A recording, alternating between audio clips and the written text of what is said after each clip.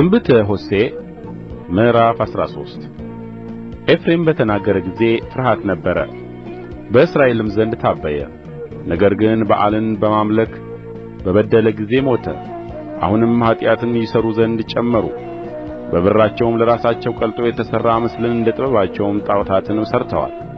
ሁሉም የሠራተኛ ሥራ ናቸው። ስለ እነርሱም የሚሠዉ ሰዎች እምቦሳውን ይሳሙ ይላሉ።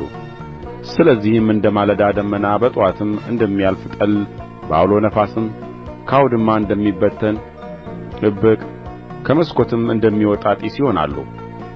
እኔ ግን ከግብጽ ምድር ጀምሬ አምላክህ እግዚአብሔር ነኝ። ከእኔም በቀር ሌላ አምላክ አታውቅም፣ ከእኔም በቀር ሌላ መድኃኒት የለም። በምድረ በዳ እጅግ በደረቀ ምድር አውቄህ ነበር።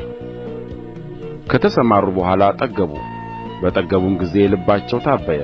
ስለዚህ ረሱኝ። ስለዚህም እኔ እንደ አንበሳ ሆንሁባቸው፣ እንደ ነብርም በመንገድ አጠገብ አደባባቸዋለሁ። ልጅዋ እንደ ተነጠቀባት ድብ እገጥማቸዋለሁ፣ የልባቸውንም ስብ እቀድዳለሁ። በዚያም እንደ አንበሳ እበላቸዋለሁ፣ የምድረ በዳም አውሬ ይነጣጠቃቸዋል። እስራኤል ሆይ በእኔ በረዳትህ ላይ በመነሣትህ ጥፋትህ ነው። በየከተማህ ሁሉ ያድንህ ዘንድ ንጉሥህ ወዴት አለ? ስለ እነርሱም ንጉሥንና አለቆችን ስጠኝ ብለህ የተናገርኸው መሳፍንቶችህ ወዴት አሉ? በቍጣዬ ንጉሡን ሰጠሁህ፣ በመዓቴም ሻርሁት። የኤፍሬም በደል ታስሮአል፣ ኃጢአቱም ተከማችቶአል።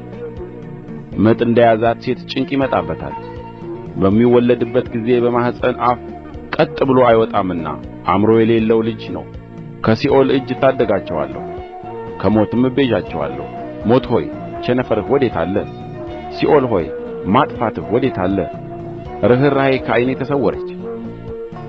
በወንድሞቹ መካከል ፍሬያማ ቢሆን የምሥራቅ ነፋስ ይመጣል። የእግዚአብሔር ነፋስ ከምድረ በዳ ይመጣል፣ ምንጩንም ያደርቃል፣ ፈሳሹንም ያጠፋል። የተከበሩ ዕቃዎች ሁሉ ያሉበትን መዝገብ ይበዘብዛል። ሰማርያ በአምላክዋ ላይ ዐምፃለችና በደልዋን ትሸከማለች። በሰይፍ ይወድቃሉ፣ ሕፃኖቻቸውም ይፈጠፈጣሉ፣ እርጉዞቻቸውም ይቀደዳሉ።